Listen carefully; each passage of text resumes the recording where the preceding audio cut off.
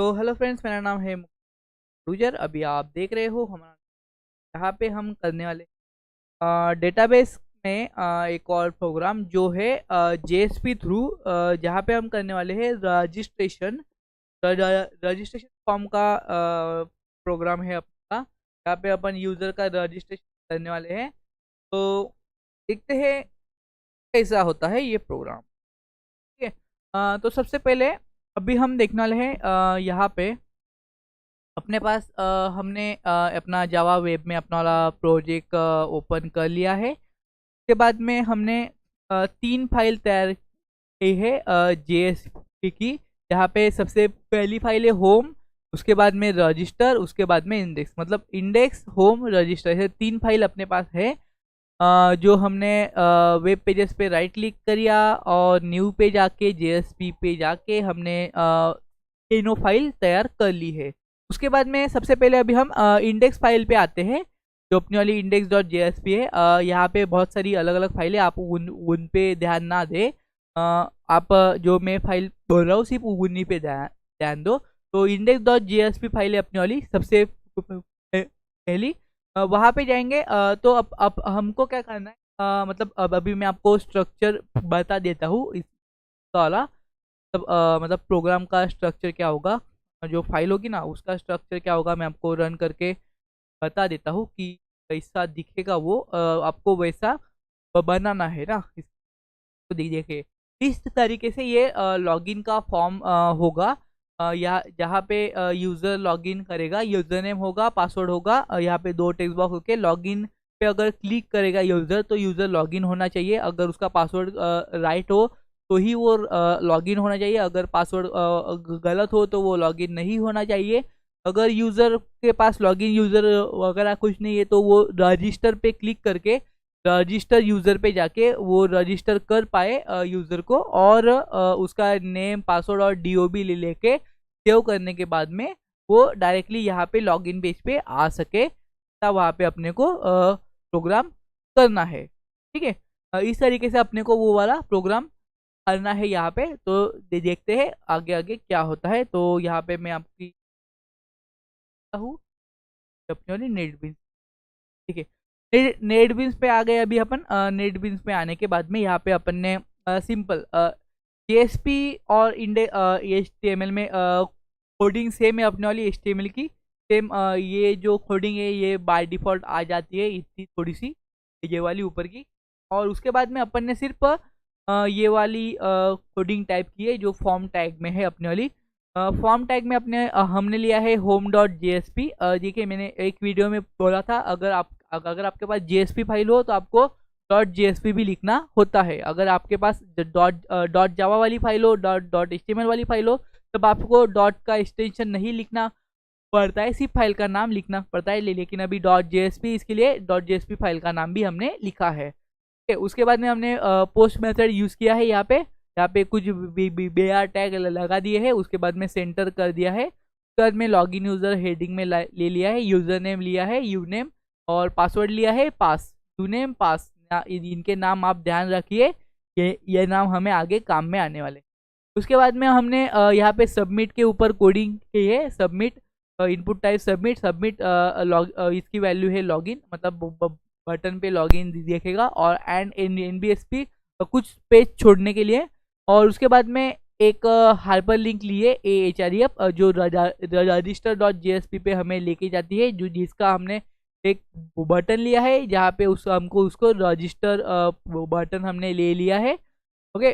उसके बाद में रजिस्टर बटन लेने के बाद में अभी हम डायरेक्टली अभी ये जो कोडिंग है ये हम बाद में मैं आपको समझाऊंगा, क्योंकि ये जो कोडिंग है ये डेटाबेस मतलब रजिस्ट्रेशन की कोडिंग है ये। तो इसको हम बाद में देखेंगे। तो अभी अपन सबमिट के ऊपर जाते हैं। अब अभी ध्यान रख, अभी ऐसा मान लीजिए कि आपने एक मतलब आपके पास एक यूज़र है और उसका पासवर्ड भी आपके पास है। तो अगर आपने यूज़र नेम पासवर्ड डाल दिया है, उसके बाद में क्या होगा, सबमिट करने के बाद में आप जाओगे होम डॉट जेएसपी पे। तो अभी हम जाते हैं होम डॉट जेएसपी पे। होम डॉट जेएसपी पे जाने के बाद में हमें अपना जो लॉगिन आपने जो डाला है उसको हमें चेक करना है कि आपने वो बराबर डाला है या नहीं डाला है। अगर आपने वो बराबर डाला होगा तो आपको जो कुछ डाटा होगा वो शो करना होगा वगैरह वगैरह काम हम पे करने वाले हैं। तो ये कोड सेम जेएसपी का मतलब एचटीएमएल का कोड है। उसके बाद में अपन आते हैं अभी जेएसपी के कोड पे। जेएसपी में हम अपना वाला क्या बोलते हैं जावा का कोड लिखने के लिए हम इस सिंबल का यूज करते हैं। मतलब इसके अंदर अपन जावा का कोड लिखते हैं और इसके बाहर हम एचटीएमएल का कोड लिखते हैं।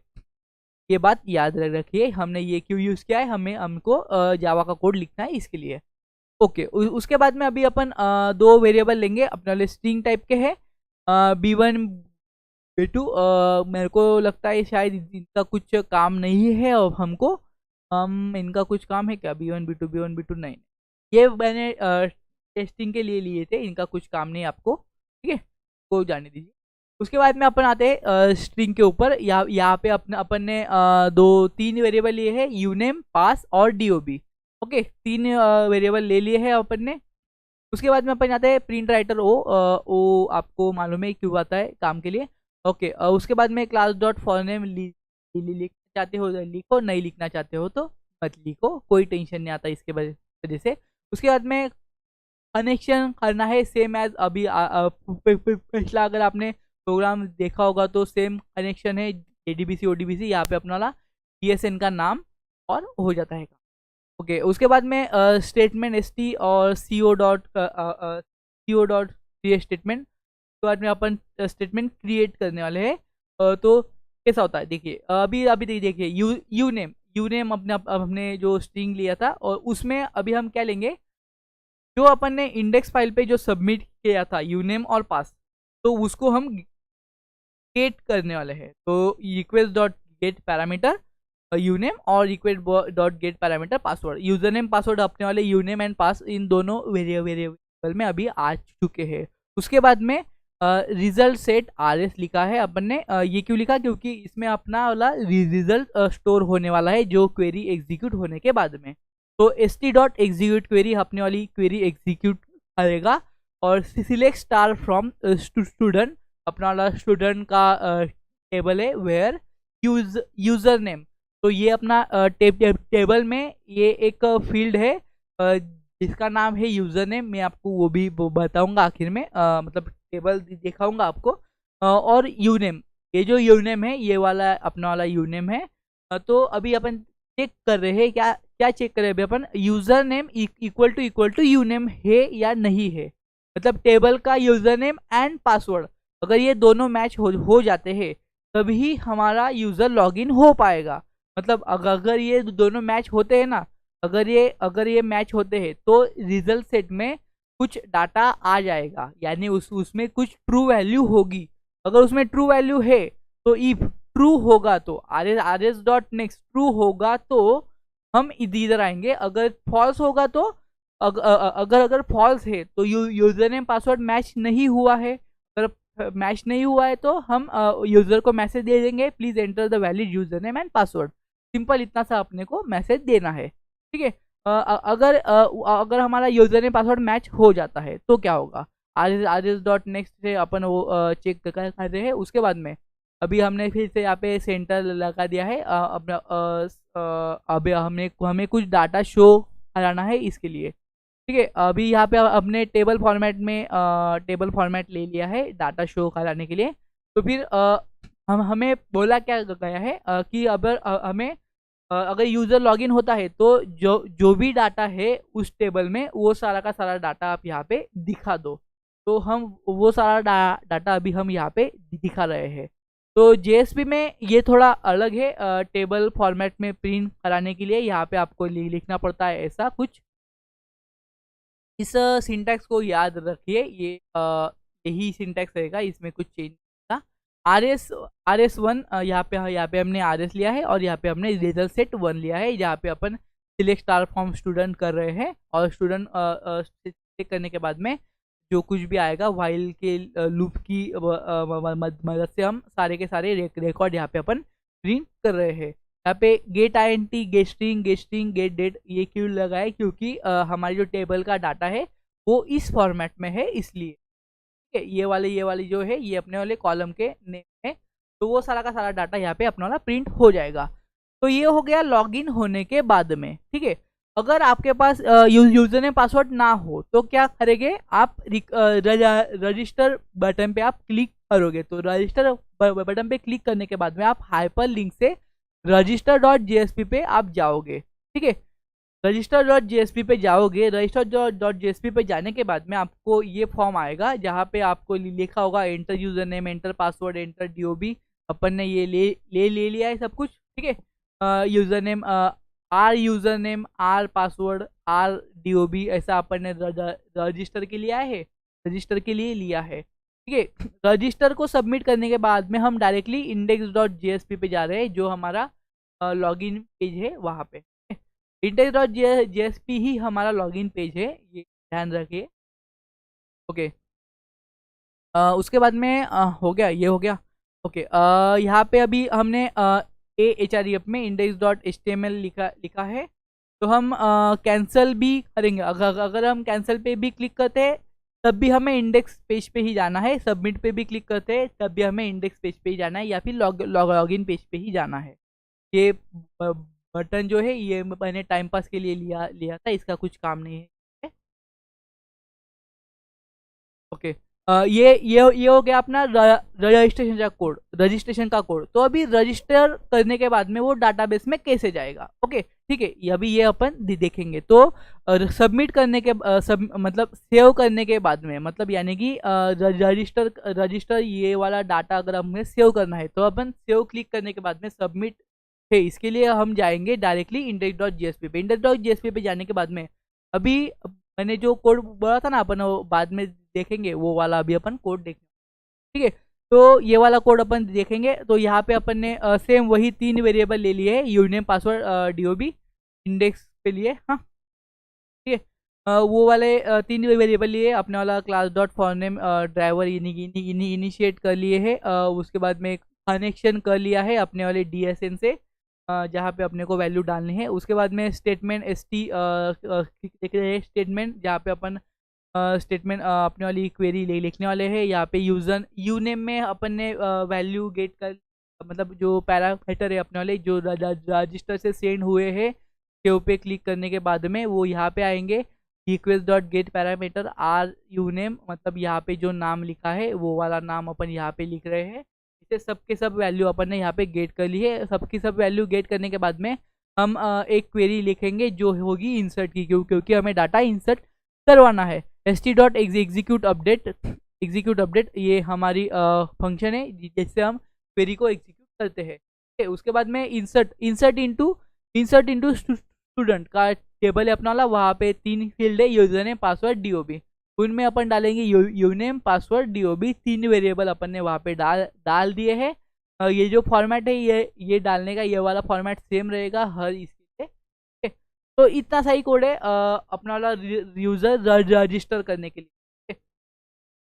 तो ये था आसान सा सिंपल सा कोड। अभी मैं आपको इसको बताता हूँ कि कैसा होता है। और सबसे पहले रन करने से पहले मैं आपको डाटाबेस दिखा देता हूँ कि डाटाबेस उसका कैसा होगा।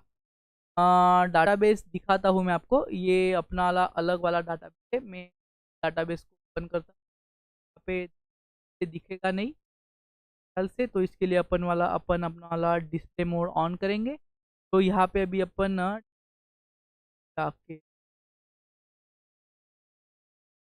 तब अपने वाले टाइम में मैंने वो डाटाबेस सेट किया है शायद से, हम मालूम नहीं उसका नाम क्या है, पर फिर से देख लेता हूँ। अपने वाले डीएसएन का नाम क्या है, क्या है का नाम क्या। अगर आपको डाटाबेस नहीं मिलता है तो आप करने का, फिर आपको डाटाबेस मिल जाएगा अच्छे से। स्टूड डीएसएन अपना अपने में, तो हमें अगर मालूम ना हो कि स्टूड डीएसएन को कौन सा डाटा ज्वाइन है, तो वो चेक कराने के लिए अपने पास एक सिंपल मेथड है। आप कंट्रोल पैनल में जाइए, सिस्टम सिक्योरिटी में जाइए, एडमिनिस्ट्रेटिव टूल में जाइए, जहाँ पे आपका डीएसएन होगा वहाँ पे जाइए। हमारा डीएसएन है ही नहीं यहाँ पे, जो अपन ने क्रिएट किया ही नहीं है, तो अभी अपन वो वाला क्रिएट कर लेंगे, ओके।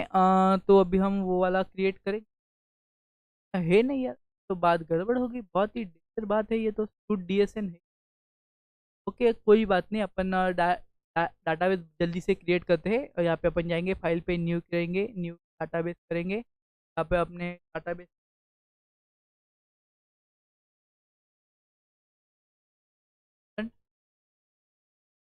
स्टूडेंट का डाटाबेस का नाम देने के बाद में क्या करता हूँ, टैब में सेव कर लेता हूँ स्टूडेंट को और क्रिएट कर देता हूँ डाटाबेस।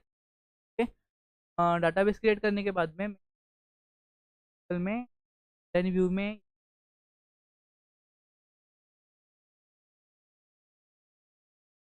यहाँ पे टेबल का नाम क्या है। अगर आपने डाटाबेस ऑलरेडी क्रिएट करके रखा हुआ है तो आपको कोई टेंशन लेने वाली बात नहीं है। अपना डाटाबेस का भी नाम स्टूडेंट ही है, मतलब टेबल का भी स्टूडेंट ही नाम, आईडी ऑटो नंबर, फील्ड का नाम देख, आईडी है, यूजर नेम है और पासवर्ड और ड्यू।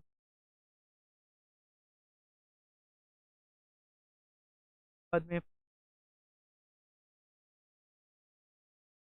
में जो भी के लिए अपन डेट सिलेक्ट करेंगे, यहाँ टाइम सेव करेंगे। बाद में अपन डाटाबेस